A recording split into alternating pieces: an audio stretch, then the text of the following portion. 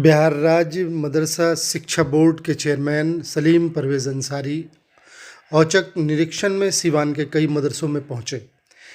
Chairman action mode में नज़र आ रहे हैं। कई मदरसों के निरीक्षण के बाद उन्होंने कहा कि यहाँ मौजूद मदरसे सिर्फ कागज़ी और कुंबे के लिए काम कर रहे हैं। कहीं एक कमरे में मदरसा है और कहीं मदरसा ऐसा है जो मस्जिद के किसी कमरे में कायम है। यहाँ के ज़िम्मेदारान मौजूद नहीं हैं। किसी मदरसे के सेक्रेटरी गायब, किसी के सदर गायब।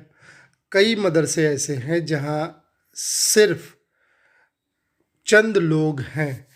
आवाम और मुकामी लोगों के लिए मदारिस और उन बच्चों के तालीम के लिए मदरसे कायम किए जाते थे, लेकिन मदरसों का क़याम अपने कुंबे के लिए किया गया। चेयरमैन ने ये बातें वहाँ मौजूद मीडिया के नुमाइंदों से कही। चेयरमैन साहब औचक निरीक्षण मदरसों के निज़ाम को दुरुस्त करने और मदरसा तालीमी निज़ाम को बेहतर करने में सरगर्म है, लेकिन चिराग तले अंधेरा होता है। चेयरमैन साहब, आपको अपने बोर्ड और ऑफिस के अमले पर भी नज़र रखनी चाहिए। कभी आप ऑफिस के अमलों के लिए उन टेबल का भी औचक निरीक्षण कीजिए। बात आ रही है कि अफसरान और वो ऑफिस का आपका अमला पुरानी आदत में मुलविस है। वो आज भी फ़ाइलों की डीलिंग मोटी रकम के बदले कर रहा है। कई लोग सरगर्म हैं।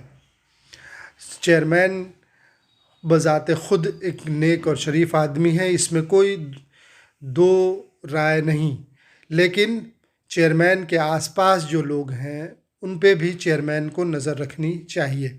आइए चेयरमैन साहब ने औचक निरीक्षण के बाद जो कहा सुनते हैं। इन मदरसों का आपने इंस्पेक्शन किया है और अभी आप कोलवा मदरसे में है, मदरसा इस्लामिया में, क्या कुछ बताएंगे इसके बारे में ज़रा बताएं।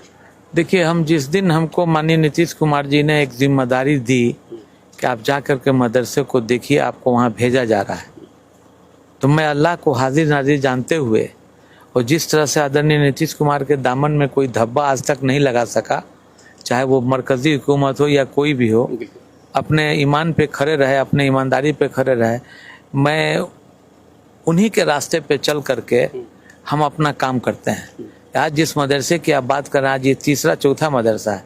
इस मदरसे में परिवार के 4 लोग जो है पढ़ा रहे हैं, और सबसे बड़ी बात है कि इस मदरसे में कुरान की बेहुरमती हो रही है। जो मदरसे के सदर सेक्रेटरी हैं, जैसा कि आप लोगों ने बताया कि सदर सऊदी अरब में है, सेक्रेटरी गायब है। यहाँ तक कि यहाँ का हेड मुदर्रिस भी भाग गया था सुन करके कि भाई सलीम साहब आ रहे हैं या चेयरमैन साहब आ रहे हैं। उसको हम फोर्स भेज करके अपने गार्ड को और बुलवाए और सारा कागज़ देखे। ये मस्जिद में मदरसा का काम है, जिसमें एक 8 बाई 10 का रूम है, उसके ऊपर 8 बाई 10 का रूम है। इसी में मदरसा चल रहा है।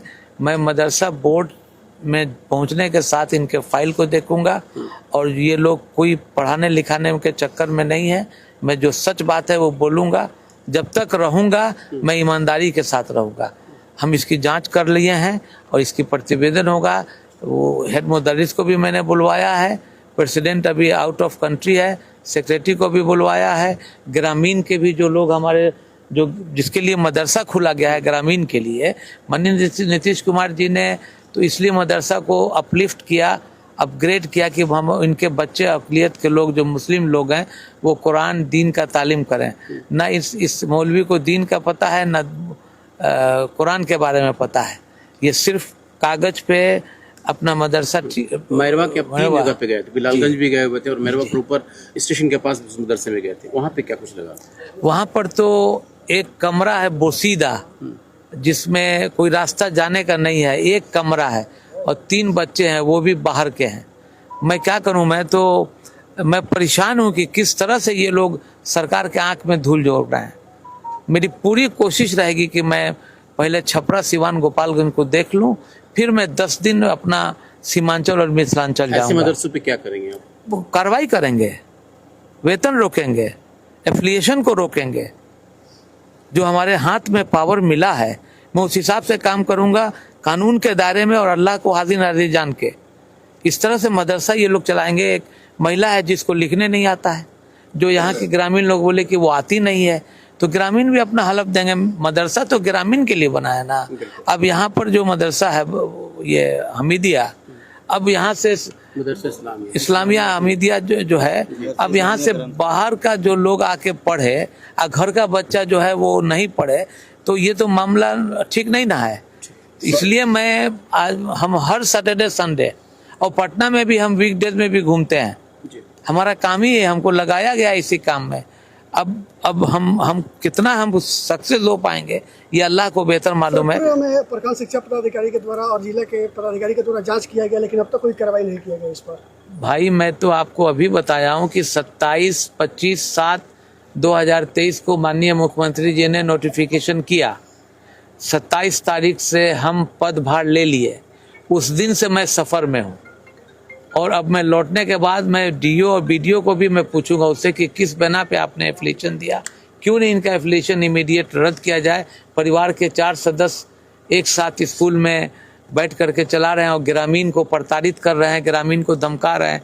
और जैसा कि ग्रामीणों ने बोला कि हम सिवान और पटना में पैसे दे करके मैं अपना काम चलाऊँगा, मदरसा चलाऊँगा, तो सलीम परवेज़ जब तक रहेगा इस धरती पे कोई नहीं है जो उसको पैसा से खरीद ले। बिल्कुल, शुक्रिया।